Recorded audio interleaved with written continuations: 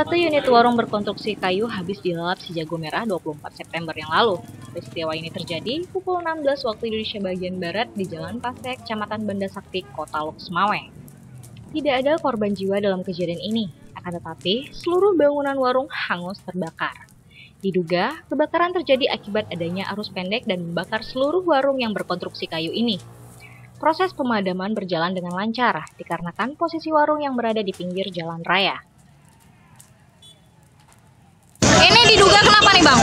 Konslet listrik katanya Bu. Konslet listrik? Itu harga listrik pun begitu masyarakatnya pun ke damkar langsung kita bergerak.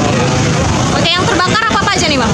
Kios itu orang jualan apa tuh? Cuman Gorengan ya? goreng-gorengan gitu Bu. Nah, ini sempat kena nggak nih samping?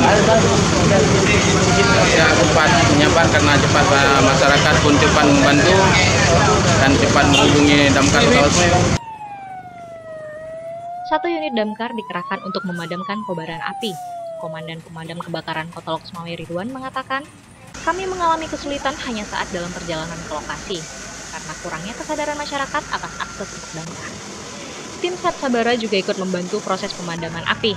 Sat Sabara Polres ini mengerahkan sebanyak 6 orang personil gerak cepat.